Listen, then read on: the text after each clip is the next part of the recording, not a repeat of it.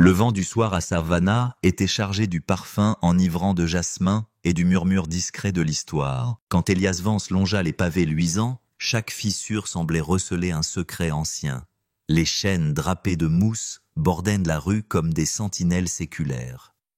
Leurs branches formaient des arches vivantes sous la lumière dansante des lanternes à gaz et projetaient des silhouettes mouvantes sur les façades de briques rouges.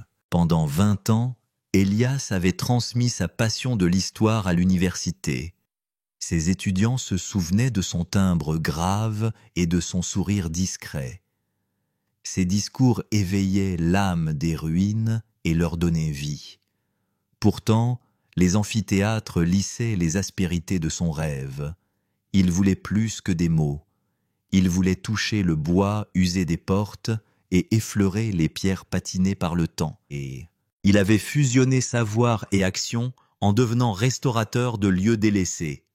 Chaque acquisition était un engagement moral. Il redonnait l'éclat d'autrefois aux bâtiments abandonnés et libérait leur mémoire enfouie. Son dernier projet portait un nom évocateur, le moineau doré, symbole de légèreté et de renaissance. Ce soir, vêtu d'un costume gris discret, il voulait demeurer invisible.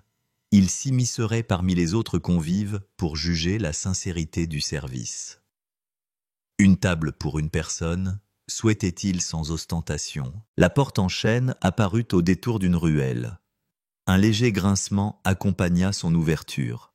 Un souffle chaud assaillit Elias. Un subtil mélange de pâtisseries sucrées d'épices et de bougies fraîchement allumées flottait dans l'air. Clarissa tenait l'accueil adjointe de direction affûtée comme une lame fine. Son badge doré brillait sous les lustres en cristal. Elle leva les yeux de son écran tactile. Son regard l'évalua en un instant, puis se fixa sur lui avec froideur. Son sourire se plia en un ordre silencieux. La salle centrale fourmillait de murmures et de rires feutrés. Des nappes blanches étincelaient, tandis que des serveurs en livrée noire glissaient entre les tables. Clarissa parcourut la pièce sans empressement. Un bistrot devant la fenêtre, un banquet accueillant au centre le tout libre de toute présence. Pourtant, elle s'inclina subtilement dans une alcôve mal éclairée près du cellier. L'odeur de détergent et le grondement sourd des cuisines formaient un contraste brutal. Elias prit place sans un mot. Il déplia sa serviette en lin gris et parcourut le menu peint à la main. Son choix fut immédiat. Truite poêlée, nouvelles pommes de terre, asperges vertes. Une alliance simple éprouvant le savoir-faire du chef. Clarissa revint sans bloc-notes, croisant les bras sur sa poitrine. Son ton s'écarta d'une politesse feinte vers la moquerie ciblée. Elle parla de petits plaisirs coûteux pour un homme seul comme lui, insinuant qu'il vivait au-dessus de ses moyens. Il répondit d'un murmure entendu qu'il se souciait peu du montant. Son calme déconcertait Clarissa qui s'approcha pour lancer un rire aigu sans joie. Elle lui confia qu'on trompait souvent sur une apparence. Puis elle tourna les talons, le plaçant dans l'ombre. La truite arriva dans un fracas étouffé. Sa chair était sèche, ses asperges flétries et noyées, d'huile, ses pommes de terre réduites en bouillie. Chaque bouchée semblait crier le mépris. Il posa sa fourchette et formula poliment son besoin de rejoindre les toilettes. Sans prévenir, Clarissa surgit et l'arrêta. Elle invoqua une règle fictive de $60 de dépenses minimales pour accéder aux sanitaires principaux. Puis elle pointa un escalier vers le sous-sol, là où le personnel se purifiait de ses traces de travail. Elias accepta la sentence sans colère et descendit les marches.